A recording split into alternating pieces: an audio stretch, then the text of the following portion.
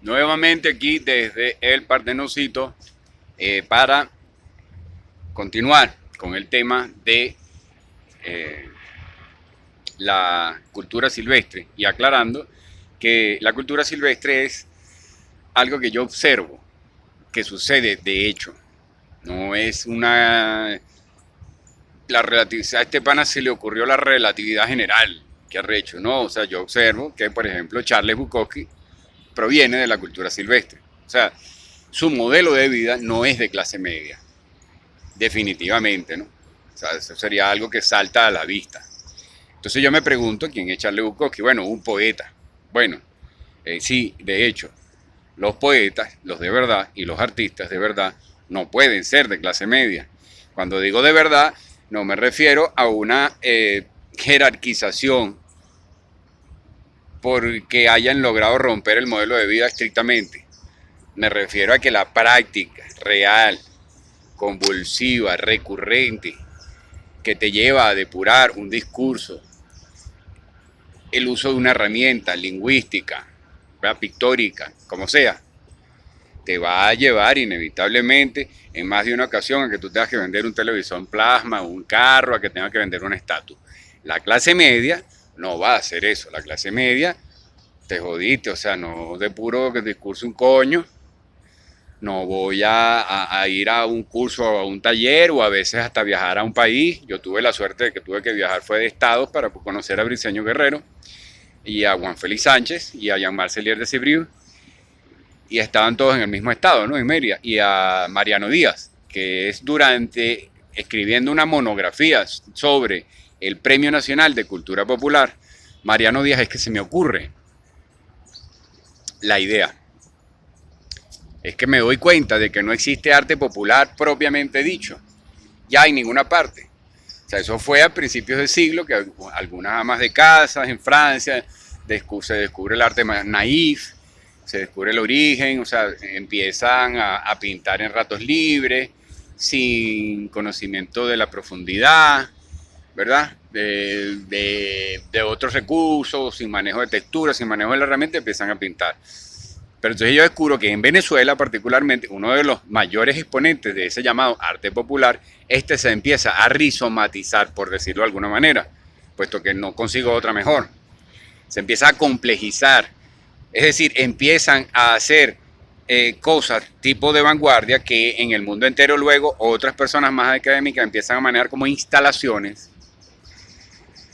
o integraciones de artes, ¿no? Empiezan a meterle un video con una cosa, pero entonces se empieza a estudiar académicamente y se produce también una de sus vertientes, el arte conceptual, que es muy discutible, ¿no?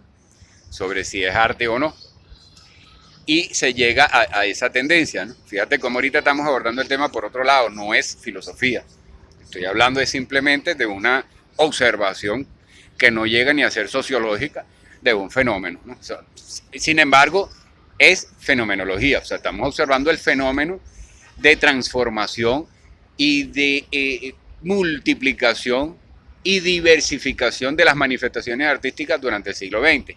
Y llegan a cosas como El Señor del Anillo, Grone Romepri, Bárbaro Rivas y otros que son llamados artistas populares, pero el nombre no le escala, no describe bien aquella maestría, aquella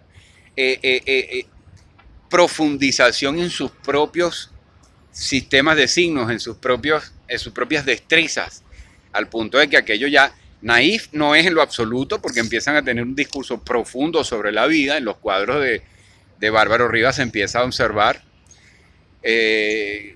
manifestaciones claras, mira, actores, aunque estén pintados de manera plana, entonces tienen unas búsquedas de profundidad, tienen unas cosas que empiezan a parecer cubismo, entonces eso no se puede catalogar simplemente como le hubiera gustado mantenerlo, diciendo la señora Sofía Inver, arte popular. Entonces yo descubro ahí el término, mira, esto se llama de otra manera, ¿cómo lo llamo? Entonces descubro que se llama arte silvestre. Y a partir de ahí, o sea, le pongo ese nombre porque es lo único que se me ocurre, porque crece en todas partes, porque es rizomático además, crece como la hierba, crece como el helecho, crece como se expande como el jengibre, cualquiera lo puede practicar, no necesitas licencia, pero así como no necesitas licencia, tampoco tiene que ser rigurosamente popular y le puedes poner profundidad, puedes haber investigado, puedes ser académico, o sea, te puedes haber graduado en la universidad, pero sin embargo no te interesan esos cánones, no te interesan para la expresión, y no es que estás en contra de ellos como un surrealista académico, no, sino que no te interesan. O sea, tienes una línea que ya empezó y simplemente los discriminas por completo. O sea, ni estás en contra ni a favor, como Kandinsky o los otros, pues, ¿no? No estás en contra ni a favor. Simplemente tienes una línea. Entonces, ¿de dónde viene esa línea? Entonces, ahí es donde está la manifestación del sueño y del deseo, que la toma uno de la fenomenología. Y entonces aquí vamos, ahora sí entramos a filosofía como tal, pues, a nuestra estructuración filosófica, nuestra composición de un sistema filosófico. ¿Qué es un sistema? Entonces lo buscamos, y un sistema es, grosso modo, donde sea que lo busque, algo que funciona, que tiene partes diferentes, y esas partes no son, por ejemplo, columnas y esto y esto. No, el sistema viene siendo lo que produjo esta columna, donde hay algo que se mueve, que bate una mezcla, ¿verdad? O la misma fuerza del obrero que la bate, que hoy por hoy es ya, de hecho, bueno, tema de otra discusión, de otro plano, o sea, discusión de otro tema, o de otro campo, que es si la explotación o si la robótica va a sustituir, y también en qué medida la robótica es un arte y una ciencia, y en qué medida el arte y la ciencia son hermanos, van juntos inevitablemente. Interesante todo eso, pero aquí lo que nos interesa es exactamente el hecho de que el sistema tiene vectores, tiene magnitudes, tiene cosas, hay una parte, tiene partes, tiene sustancia, como la oración, tiene un verbo, etc. Entonces el motivo por el cual el marxismo no funciona es que plantea la cosa de manera errada, no importa quién sea dueño de los medios de producción. Está demostrado durante el siglo XX, lo importante es quién es dueño de los medios de expresión, no de comunicación, de expresión. Y por supuesto eso incluye a los medios de comunicación.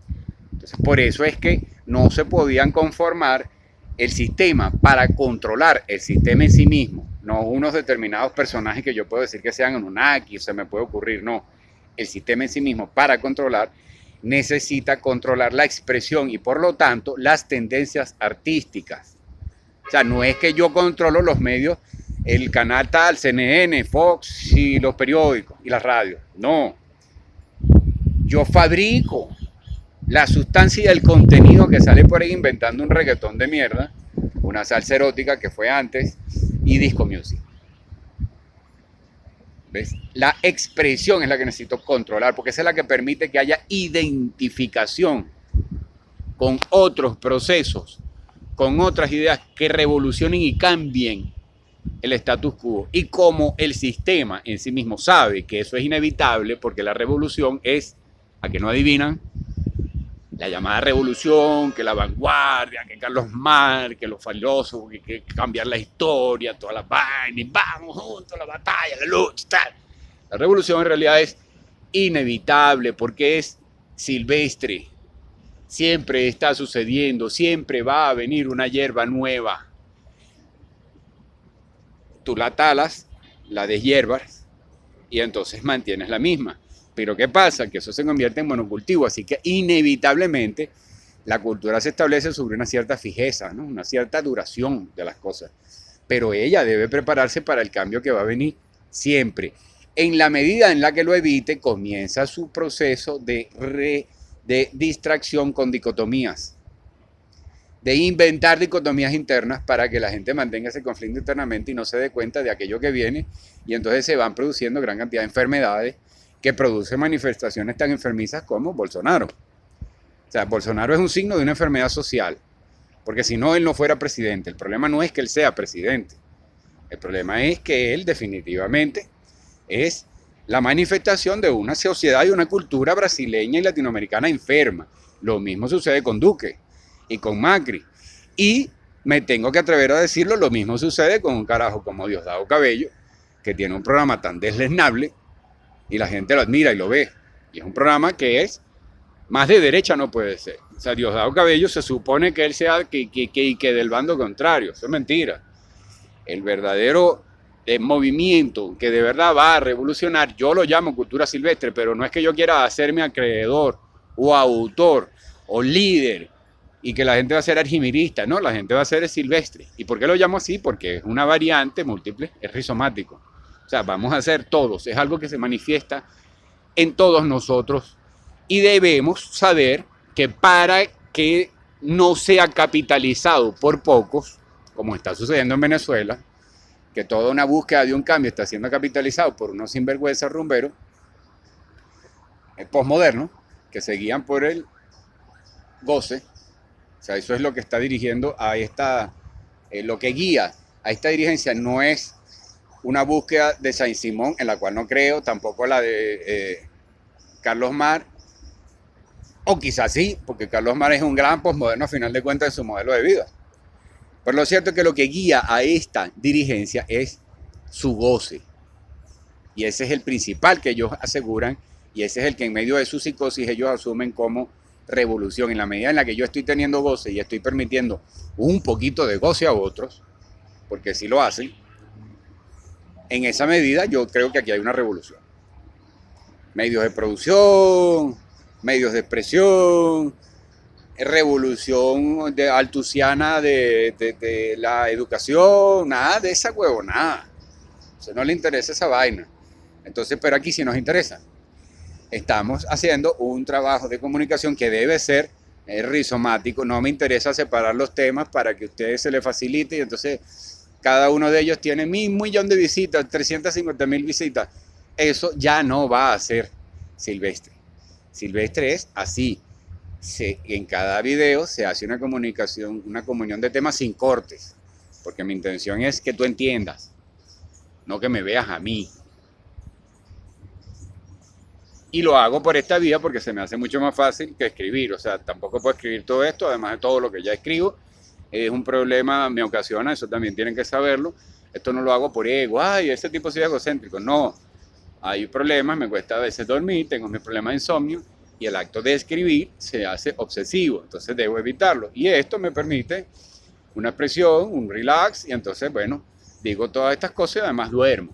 ¿Ves? Entonces, ahora ya me permití hablar de mí. Ahora concluyamos este video.